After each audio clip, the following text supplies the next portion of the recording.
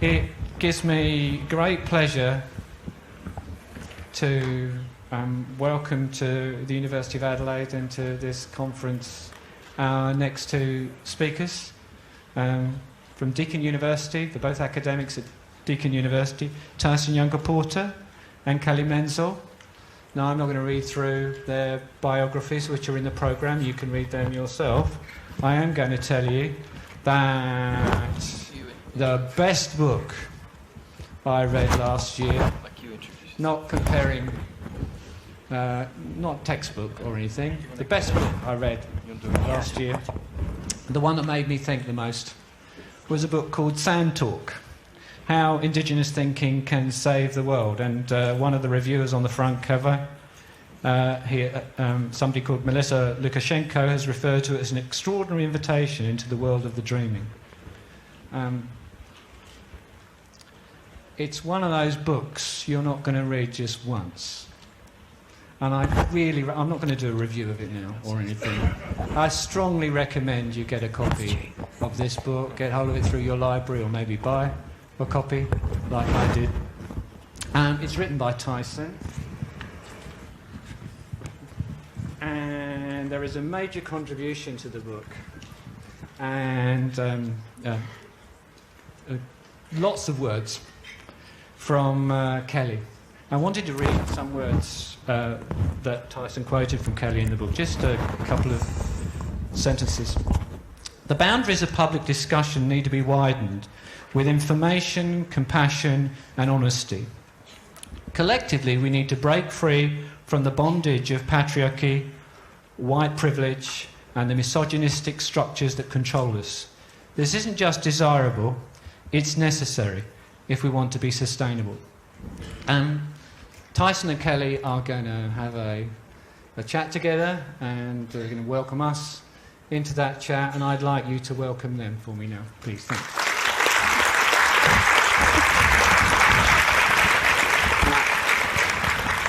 Thank you very much. Firstly, I would like to just a quick acknowledgement of the country that we're on today, that we're meeting on today, and thank their elders, past, present and emerging, for letting us meet today, and also any other Aboriginal people who are here in the room, as well as non-Aboriginal people who are here in the room. So thank you for coming. I'm KellyMenzel. I'm a Ngadjuri woman, so I actually am an Adelaide girl. Grew up in the Adelaide Hills, but my great-grandmother is from out in the wine region, Clare Valley, so that's where my mob are from. So the red wine is thanks to her. So that's where my family's from, but I actually grew up in the Adelaide Hills here. So yeah, and it's nice to be back in Adelaide. I don't get to come back as often as I would like. So thank you very much for having us. You ready, friend? Oh, I showed you. I just showed her how to turn that on like 10 times and now I can't do it. Yeah. You see, I'm better at mansplaining than actually doing it. He was very helpful. Yeah. So I guess from one perspective, what we might be doing here is a bit more on the micro side. But I don't know, I feel like it's sort of more macro. We might call it black-row, which will be a combination of the two, because really there are no externalities in economies, and so therefore there's no externalities in economics. You really got to look at the big picture, the holistic picture, and so that's where Indigenous thinking is helpful. So my name's TysonYunkaporta. I belong to the Upledge clan from Western Cape York. I also have some connections down here and several other places in Australia. Really good to be here. Great to be invited here. Yeah, the chapter that Kelly and I co-wrote together in Sand Talk is it's called Duck Hunting's Everybody's Business, and so we're going to touch on a few of those issues today, and things that are not externalities, you know, because if you're looking at sustainability, particularly if you're looking at long-term prosperity, you can't do these things in a system that basically is set up to harbour monopolies. And, you know, monopolies come from power imbalances. deliberately orchestrated power imbalances. And one of the biggest ones that's present in the life of every single person on the planet, rich or poor, is that power imbalance between men and women, males and females, but mostly just specifically men and women. So we'll really focus on that side of things initially, I think. And what was also really came out as prevalent to me it was Professor Bill who just spoke, was, I don't think you used the word, where is he? Is he still here? There's not a hand, he must not be in the room at the moment. He didn't use the word power, but when he was speaking about the mainstream way of looking at economics and the non-mainstream way of looking at economics, and the messages that we get from mainstream neoliberal governments, it's all based around power. If we're being told untruths about things, why are we being told untruths about things? It's power and control. And that really resonated to me when he was speaking. So. And a lot of, there's always these assumptions when we begin these conversations, around things like work. So it is interesting to have a point of view close to the start of your conference from people who might have different cultural perspectives on these things and economic perspectives. So, for example, in neither of our languages and in no Aboriginal languages is there a word for work. Does that mean we're lazy? No. we don't have that word for work. The things that you do as, I don't know, I guess what you call labour now, traditionally in our cultures have been the things that everybody does in their spare time and on their holidays now. Bushwalking, camping, fishing. Maybe a bit of time in the craft garden. work, yeah. Spending time with the kids. Dancing, ceremony, all these things. So, we don't have a word for work at all. But anyway, I just wanted to tell you as part of my introduction saying that I belong to the Upledge clan from Western Cape York, that I need to, that's lovely and everything, but then I also need to put that in a bit of a global context, which you might not be expecting. But particularly, if we're talking about global systems of finance and things like this, that was actually my clan's fault. We started, we didn't mean to, but 500 years ago we started the global financial system. Oops. And we did it by accident, all right? Because we had these visitors from the Netherlands 500 years ago. They came there to a place, it's near my homeland called Ngurmuk, but it's now, there's a little place there that's now called Kiawea, which, spoiler alert, is Dutch for turn back. Turn back. So anyway, you've got this kind of fledgling Ponzi scheme starting up there off the back of people who've come back from the Crusades, and they saw the Middle Eastern bazaars and marketplaces there, and they looked at the at the tokens that they were using, so they weren't just doing I'll give you a cartload of turnips for your pig. They were, using these really interesting fungible tokens and stuff like that.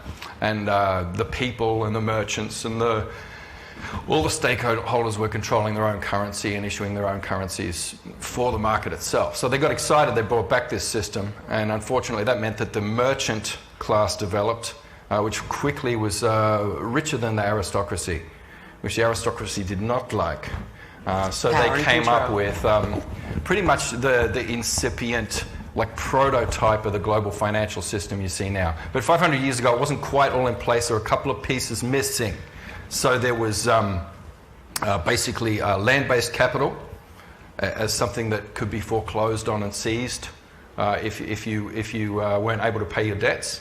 That didn't exist yet, because the rights to your land were inalienable under British and most European law, most of the Northern Hemisphere in those days, and inalienable here, of course, Southern Hemisphere. And the other thing that was missing, I don't know, it was something important. Now I can't remember it. So anyway, some bloody thing. So there are a couple of things missing, but the main thing was that no land-based capital. the other thing was really important. I'm going to have to get back to it. So anyway, they sort of set up, corporations. Yeah, corporations didn't exist yet. Okay, and that's really important because you can't build these Ponzi schemes without being able to shift accountability around and to, invent what we will call gammon value out of something real and shift all that around. You need those corporations. Okay, so they came here with this in mind, and they had no fungible token of exchange that they could exchange in the southern hemisphere, which is way out of the sphere of trust that you need for the currency that they had. So their currency wasn't going to work here. Unfortunately, the main thing they brought to Upledge clan to trade was soap. Anyway, which I think they misunderstood the term fungible as something that lathers. Anyway, and then we misunderstood that commodity as well because we looked at that and went, oh, that's fat. It was good fat, and we were eating it, and then there's bubbles coming out of your mouth and all this kind of stuff. And so, that was good, but we didn't realise that we were beholden then, and that they had another idea of a commodity. We didn't understand that this was a commodity at this stage because, as Kelly will explain in a minute, we had very different relations between the genders traditionally. It was much more egalitarian. The idea of women as chattel did not exist, but it did in Europe at the time. And so the Dutch people, they said, well, we gave you ourselves, now we're going to take these women. And so they tried that.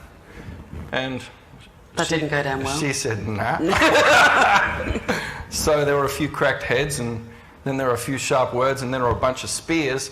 And so they went home. Not many of them went home because most of them got killed. They went home, and so basically the people who were backing the venture, they were very annoyed, and they couldn't actually recover their losses. So out of that trip came, they had to sit down and figure out how to make the system work to ensure these losses in the future and make sure that didn't happen again. So they invented the world's first corporation. That began there. And out of the activities of the world's first corporation, they also invented another tricky thing, which was the land as capital. So capital being something that you could borrow against, capital that you could borrow against, and then you could take that money and invest it, and then insure those investments and bet on that, and then bet on the insurances of those and bet on that. Basically derivatives. You know how that algorithm, well, nobody knows how that algorithm works. So anyway, I just have to deliver an apology. Sorry about that. That was our fault. We started the global financial system that we're all labouring under today. So that's a nice little story, to introduce things. And Tyson spoke about the gender differences in that, and how European, Western now, we would use that sort of language, view of women, and it's pretty similar now around what men and women can and can't do, should and shouldn't do, what girls and boys should and shouldn't do, and how we should and shouldn't behave. And that's very different to how it is understood in Indigenous culture. And of course in Australia there's 250 plus different communities in Australia, so it's different to every group in Australia in terms of relationality and how we interact with one another. But generally speaking, like Tyson said, it's more egalitarian, there's more equity in terms of shared responsibilities, and there's not the concept of weakness around gender, as in you're a woman, therefore you're less able or capable or physically able or capable to do. Everyone's in to make sure that we can get the best for the entire community. And that's very, very different to Western values. So that would have been a very, very quick misunderstanding that men and women... Now, in terms of equity and equality, it didn't mean that men and women did the same things. There would have been different roles and responsibilities, and that is where the sustainability comes in. But it's about that trust and reciprocity and sharing of responsibilities, and who owns those owns, that's not a great word, I don't like that word, but who takes care of those responsibilities, again, so that the whole community can thrive, which is fundamentally very, very different from European ways of doing things, which means that there would have been misunderstandings from the start. In Indigenous culture, everyone would have heard of men and women's business as a concept, conceptually. Some stuff we all know, some stuff men know, some stuff women know, some stuff old people know, and they don't know it until they're old people. Could be men or women. And that structure's set up on purpose. Some stuff everybody needs to know in terms of survival and responsibility. Women need to know certain things for women or for looking after community, just as men need to know certain things around community and men's stuff that women don't need to know, and vice versa, because it is about the sustainability of the community and how we all manage. And that's not about power, so that's not about me saying you can't know my stuff. It's more around just how do we make it work, and some things I just don't need to know, and I'm okay with that, which I also think is a fairly fundamentally different philosophy or way of seeing the world. It's what it also ensured, having this really egalitarian society, is that there was distributed governance. Governance was distributed throughout the system, and everybody participated. Everybody had agency in this. Men and women had equal agency in governance until very recently in our history. You can't overestimate the importance of this, because it changes your paradigm. So our laws are things that are enacted through ceremony, and so if you've got women are holding half of those laws in their own secret ceremonies and men are holding the other half, it's kind of like it ensures balance, because we can't enact the right laws unless, you know, those places are kept safe. Those places are kept safe through basically, I guess, different forms of agency. One of those forms of agency is violence, and that's something we're going to talk about a fair bit today. I know everybody sees violence as negative. All of us here, growing up in this civilization right now, we're all trained to believe that violence is a negative thing. Violence is something that it's another monopoly. Yeah, it's a monopoly that's held by authorities and certain designated people who are sanctioned to use violence. Or it's more of a anarchistic thing. That's it. No. So, but in most global cultures, you know, pre-industrialization, civilization, violence is something that's distributed, that everybody has access to, and it assures transparency. It also means that it doesn't happen very often, because everybody's walking around with the capacity to do violence. It's, you know, you're not going to get away with anything for a start. So what we end up with is this really important balance that gives rise to a very important paradigm. Now, and this is what the Dutch came up against, this very different paradigm, and our introduction to the Dutch paradigm was quite startling. The one coming out of the Northern Hemisphere. What was coming out of the Northern Hemisphere was a growth-based economic system. So that was the paradigm. You know, the size of the economy needed to be continually growing.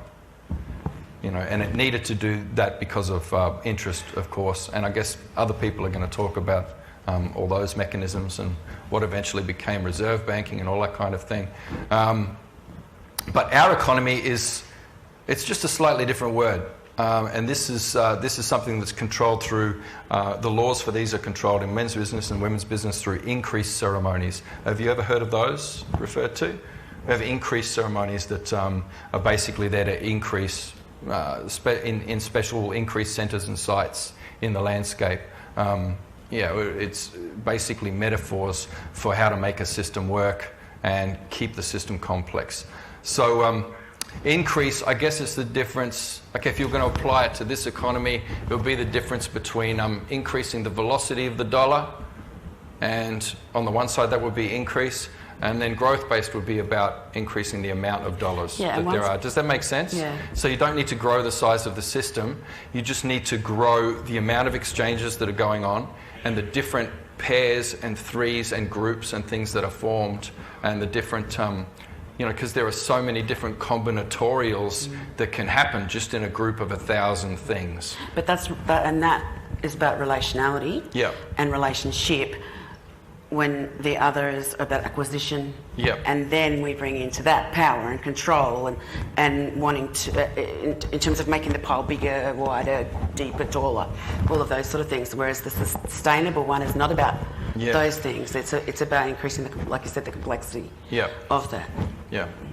So, I mean, I guess we argue that this economic system is an act of violence. So I talked about land-based capital earlier. This was an act of violence. It was invented, the law to be able to repossess someone's land if they default on a loan. It was invented as a trick to steal Indigenous lands in the Southern Hemisphere. That's what it was invented for. And when they worked it just perfectly, so they could go in and give you a couple of tomahawks and go, just put an X there on that bit of paper, and then they come back in a year and go, you owe us this much money, and then you're like, well, what's money? And then you go, well, you default on that loan, this land's ours. So it was a really extreme act of violence, and of course it was backed up by force, bailiffs, so there were genocides and executions and all these sorts of things to enforce that. So this economic system, it is an act of violence, and it's still enforced with the threat of violence today. Otherwise, why would any of you pay any of your debt? Any of your taxes in the first place to prop it up?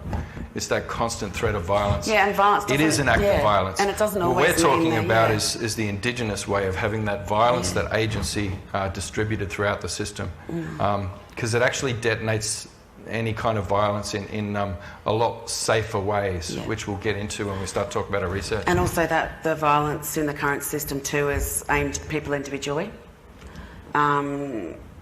By a power. So a powerful body aims violence. And violence is not just, someone coming around and slapping you around. That's, it's the, the consequences of. It is placed at a person individually. And therefore you need to take responsibility individually for all of those things rather than collectively. And with the distribution within Indigenous community, it is about shared and collective responsibility. But however, there are consequences then if you do something that is against that. So if you break a rule or all of those sort of things, there are obviously consequences to that too. Time to bring the stick out then. Time to bring the stick. My little warrior stick here.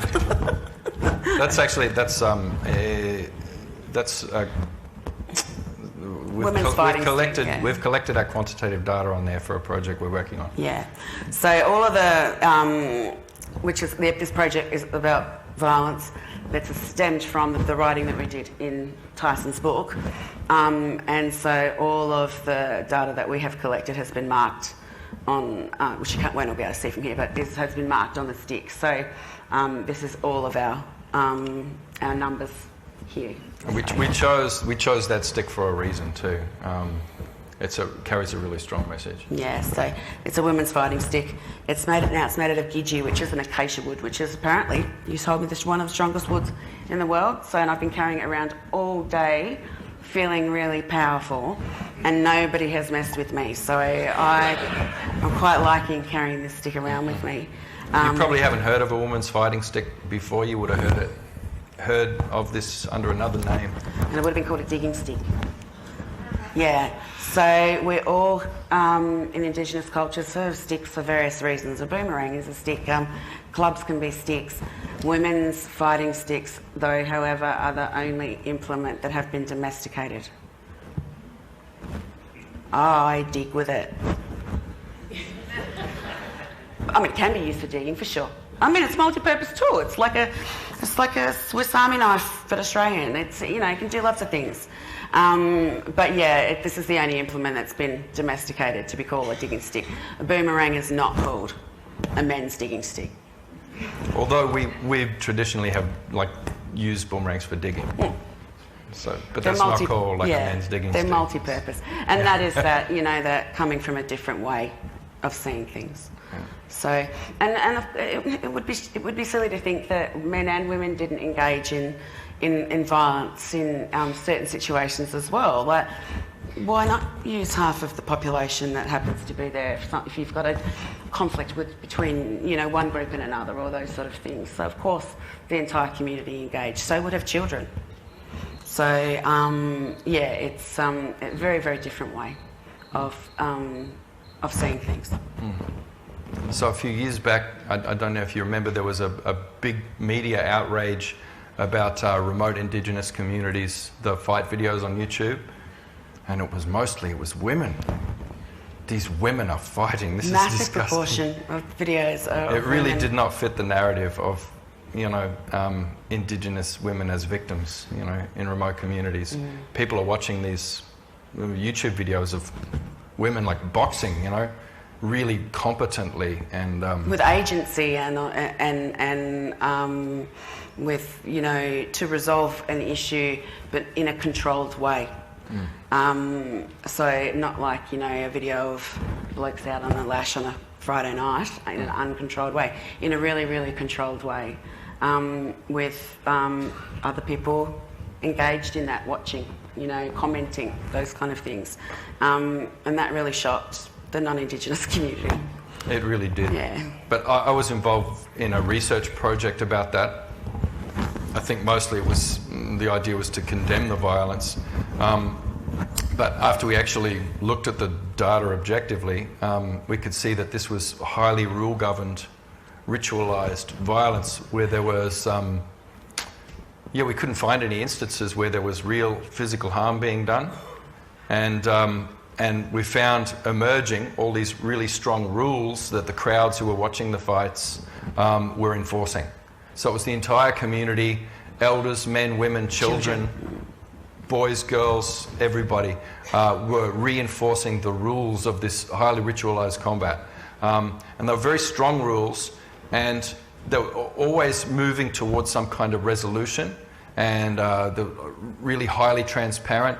If anybody broke the rules, that you know, there was big problems. So there were particular things like there's no collateral damage allowed in these street fights. There's no, you know, dirty fighting, No like hair pulling pulling. or hitting someone when they're on the ground, or king hitting. You don't Kicking. have any of these things. There's no kicking allowed, you know.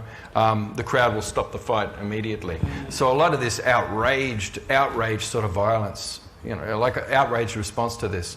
So that was that study that I was doing with non-Aboriginal people leading the study. And then Kelly and I got together and we wanted to flip it and go the other way. Yeah. So this one we've recorded the data for. We've actually done a bit of, I guess they call it reverse anthropology. We're looking at settler-on-settler violence in YouTube fight videos. Because there is a lot of street fight videos on YouTube. Yeah, there really are. Yeah. And so we only looked at the ones in settler states, because we found that in non-settler states, like places that weren't colonies, there wasn't the same kind of violence going on. There was It was more rule-governed. Yeah, we actually found it was more rule-governed. They were more working towards a resolution. There was very little chance of collateral damage. People would step in if there was something that no was harm. wrong. There was no, like, you know, getting someone on the ground and kicking them in the head 8 times or anything like that. But we found that in the settler community, the colonial settler states, there was a very different kind of violence going on. And we actually evaluated to see how many times they violated those Indigenous rules for ritualised violence. And I don't know if you can see, but this Lot of is a violations light-coloured stick originally. It's got a lot and lots and lots and lots of little, and each one of these little marks represents a violation. So where people have maybe done, you know, dirty things like kicking when someone's down, or even when they're unconscious, or, you know, doing really terrible things that people do when they, you know, have these terrible fights. We saw some really interesting things. And what also emerged from that was a really strong gendered theme. Men are allowed to engage in settler-on-settler violence. Public violence. Public violence. They can go crazy and have it, and people will film it, and mates will, you know, do all sorts of things and jump in and punch on and stuff. But if a woman really truly gets that angry and wants to engage in violence, almost the entire, like a melee will move away from a woman wanting to engage. And so the only role we were seeing that women could take in this kind of violence was as someone stepping in trying to break up a fight.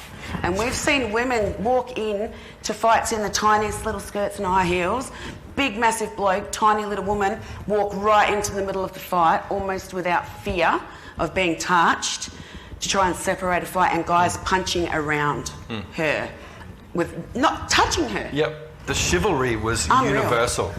Like, no matter what was happening, no matter how crazy they were, even if it was people trying to kill each other, even if they were pulling guns and knives or whatever, if they were desperately trying to kill each other, if that woman walked in there, it was really weird.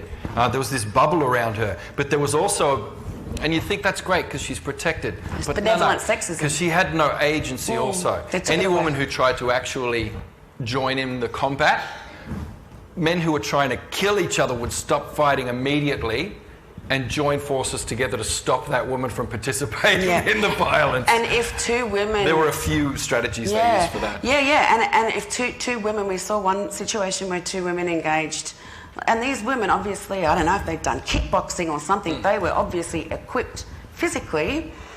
This massive group of guys were fighting each other, and as soon as these two girls touched each other, the entire group of men united and sexualised the women that were fighting. You know, it's a girl fight, a cat fight, all of those sort of things. Yeah, and they were like a brethren of united men all of a sudden, and these guys 2 seconds earlier had been wanting to kill each other.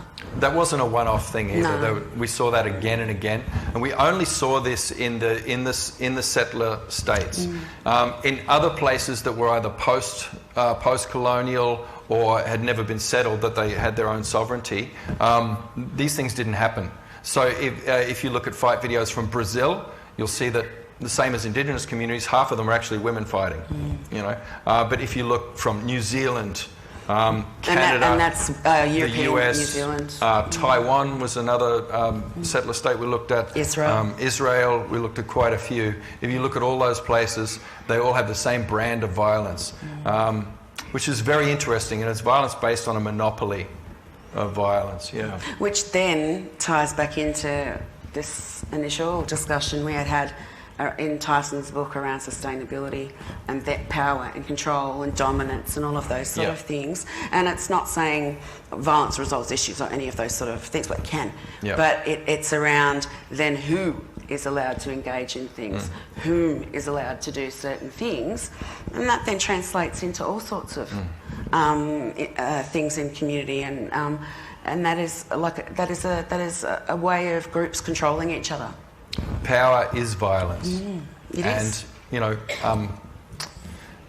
the monetary system is power. You know, so in any kind of system where you've got a monopoly, you need to look at that. You can't look at money without looking at violence, because it's the same thing.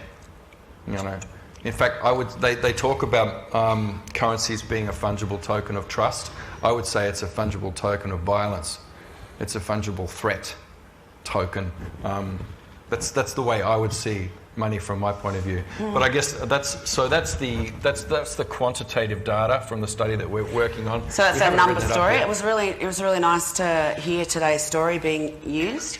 In terms of economics, I don't know anything really about economics. It was really interesting, but to hear the word story being used was really nice. And so we often in Indigenous culture use the concepts of story, our narrative, and so that's our number story there. So our quantitative data is all recorded on that, the women's fighting stick. It's also recorded on a whiteboard and a bunch of other places too. But and it is n equals 100, so it's not one of these gammon quantitative things where they have a sample of 30 or something. Yeah, we watched over 100 fights really. So n equals 100. I don't know what n is though. Anyway,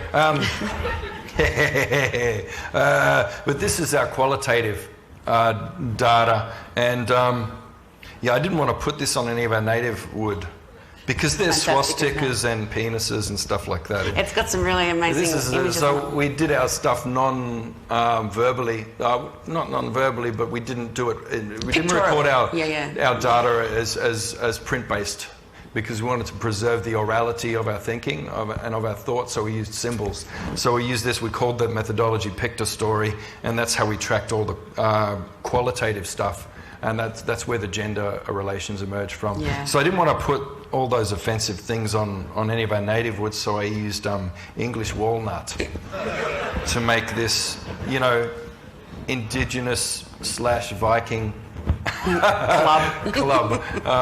Yeah. Yeah, so that's got all of the themes that we saw emerge from our 100 videos that we watched. And so, yeah, and there were very consistent themes that emerged around, you know, how people engage in settler-on-settler violence. Yep. It was super, super interesting.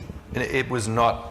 They just weren't the results we were expecting. Not at all. And we had to let go of we kept saying, we kept saying, oh gosh, this is challenging our preconceived, you know, notions, what we might have thought would have happened. Well, we were expecting to see no governance, but then that's where the gender thing came in, because what we were seeing was at most of the fights there were women who were trying to govern the fight, what was going on, instead of fighting themselves.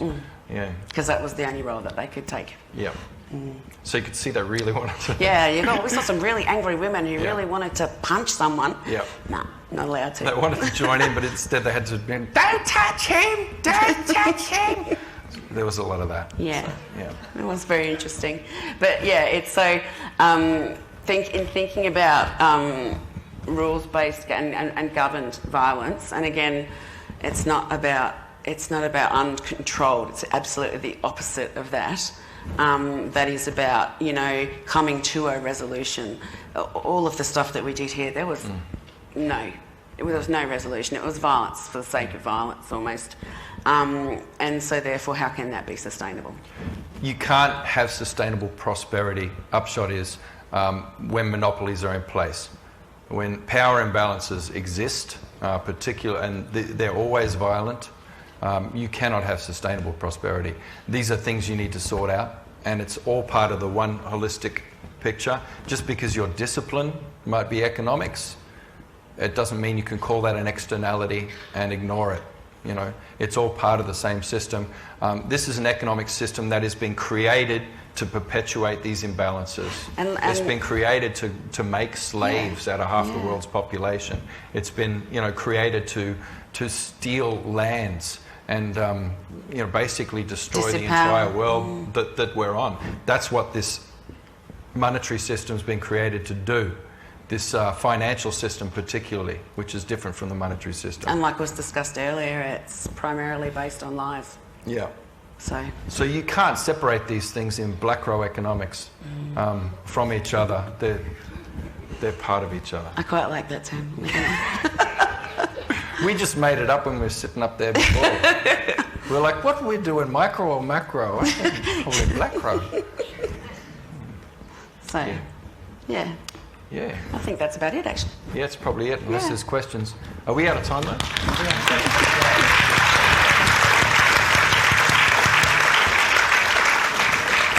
We've got a little bit of time for questions, and I'd just like to thank again both Kelly and Tyson. That was absolutely wonderful. But I'm sure there'll be some questions people want to ask.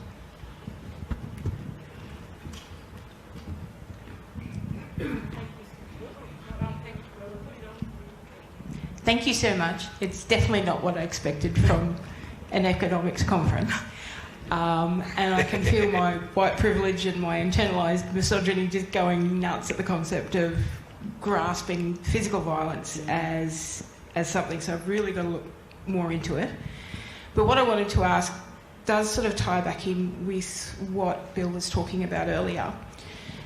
With the violence of, say, the intervention and systems that have been imposed on Indigenous people in terms of their financial sovereignty, etc., over the period of settlement, which is very nice of you to call it, I would have said invasion. Do you think that's the way that he was explaining the job guarantee?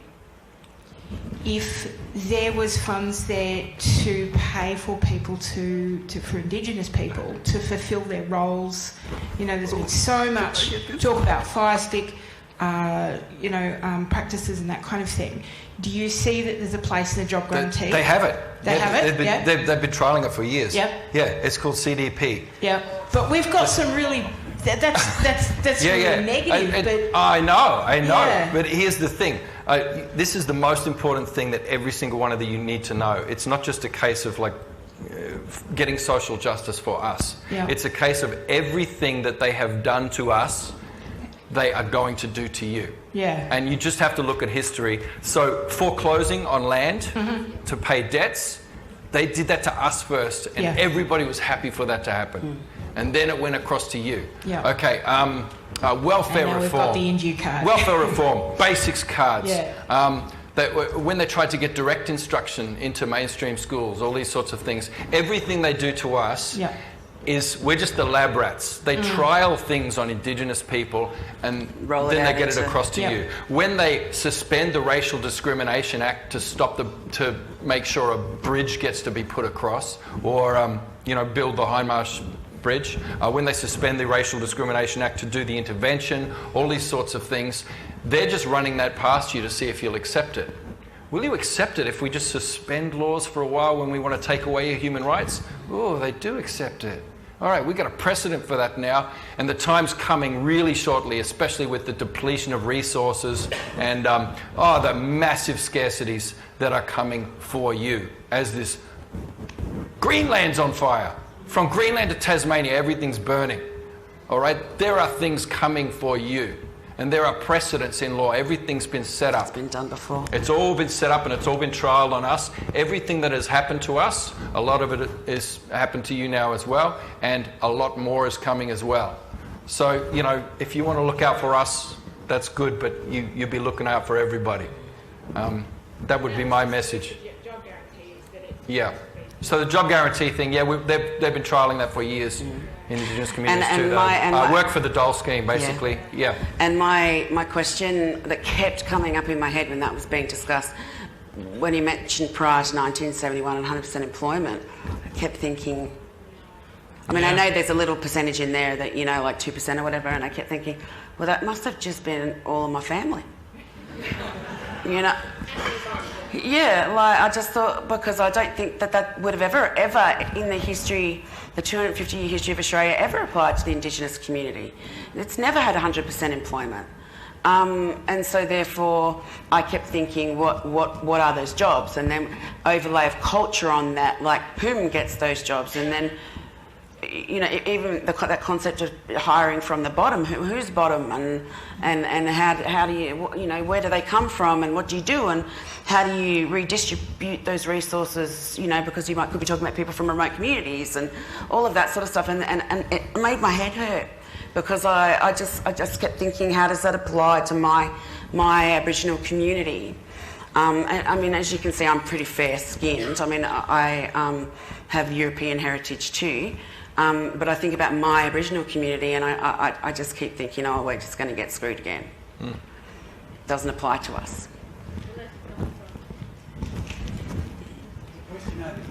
It's more a comment. Bill Mollison, founder of permaculture, said money is what you get when you destroy wealth. I feel that implies just what's happened, not just to Aboriginals, but for centuries and centuries of Indigenous cultures. You've got to get your words right.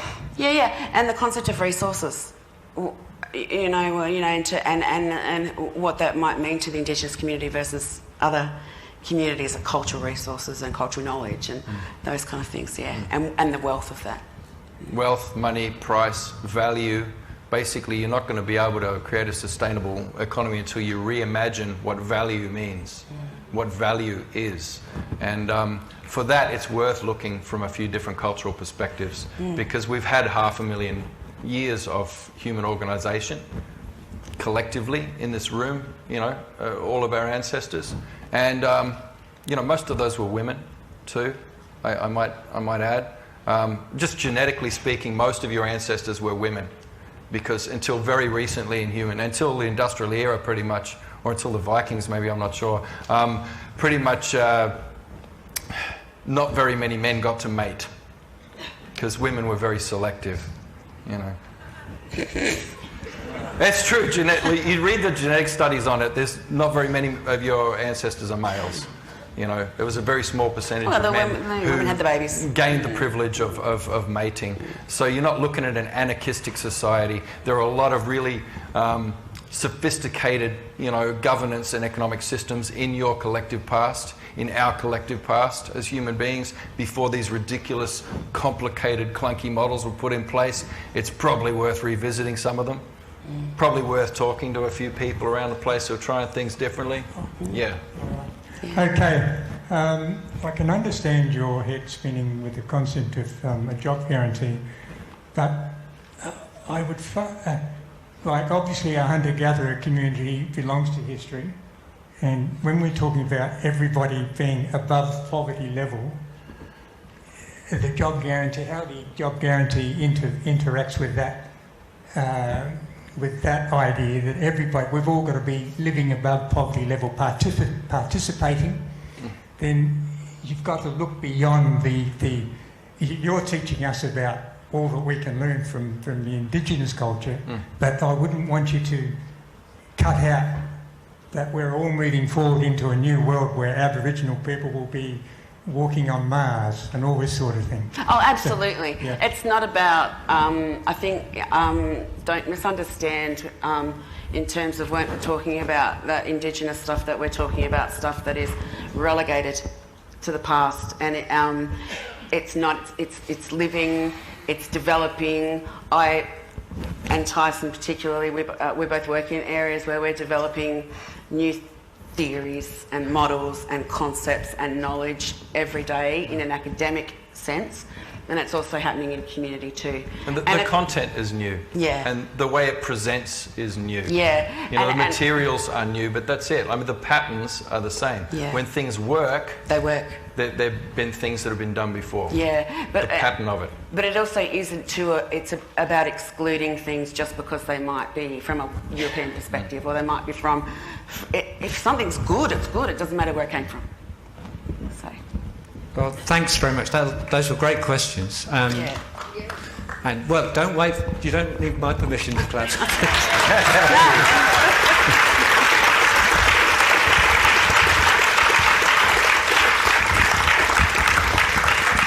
Thanks again to Kelly and Tyson.